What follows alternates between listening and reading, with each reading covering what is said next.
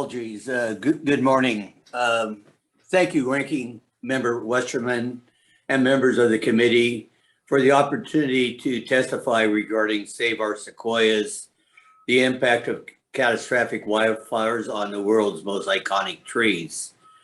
I serve as the general manager for Sierra Forest Products, and I'm also a licensed professional forester here in the state of California. Sierra Forest Products is located in Terra Bella, and has been mentioned, we have the most southern operating sawmill in California. Our company has been here for over 54 years. The mill is very dependent upon Forest Service projects and timber sales. Our log supply comes from both primarily the Sequoia and the Sierra National Forest. Back in the 1980s, we worked on 3 or 4 of the Forest Service projects that we actually thinned the white woods from the giant Sequoia groves. When we finished, the groves looked very much like a park. The Forest Service then put seedlings back into the groves, and there's also a fair amount of natural regeneration that sprouted. From a personal perspective, it just makes me sick to see the conditions of our grove. They're black, and if they haven't burned yet, they're so overgrown and dense, they're ripe to burn. Just like to touch briefly on the conditions that we have in our Sierras. But over time, drought, bark beetle, and wildfire are the primary natural disturbance agents that have dramatically affected about 63 giant Sequoia groves, with 85% of the total grove acreage has burned, and about 20% of the giant Sequoia trees have been killed since 2015. The groves that are currently affected or have been affected are in the Kings and Sequoia National Parks, the Sequoia National Monument, the Tule River Indian Reservation, Sequoia National Forest, and also on private property. We've had droughts in 7 of the last 10 years, and it's caused water stress in our vegetation. Warmer winters and hot, dry summers, coupled with the water stress, has led to an increased bark beetle activity. The warming and drying have resulted in dramatically lower vegetation moisture during the summer months. Lastly, overgrown forests that just keep getting denser has led to the combination of these factors that drive the increasing size and severity of the wildfires in our local mountains.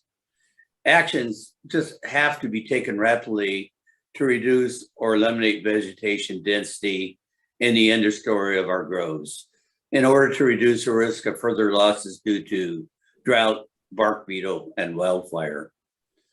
There's really is a need today for swift action.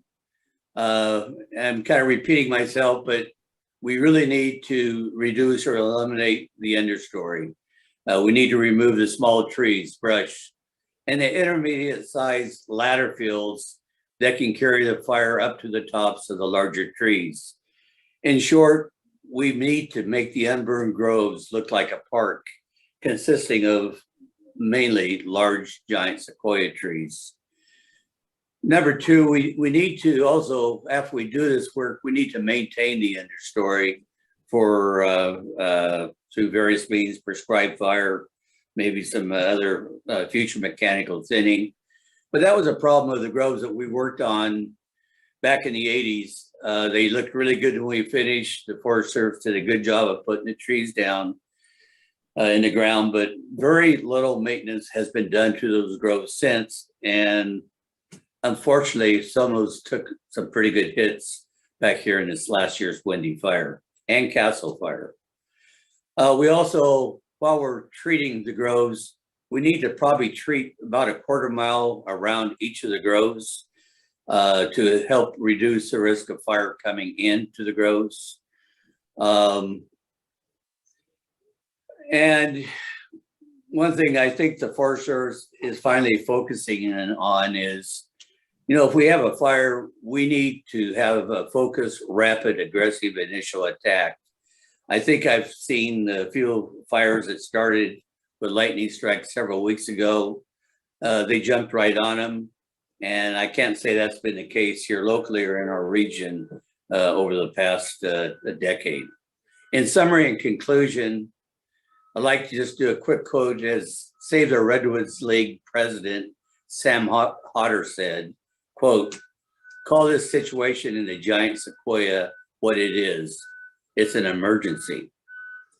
We have 3 calls for emergency action. One, again, is we need to reduce and clean up the understory. We need to also install these buffer 1/4 mile areas around the groves. And we also need to develop a maintenance plan in the future to keep those fields regulated. Again, we need to develop an aggressive initial pack for fire suppression during the fire season. We need to put them out during the fire season.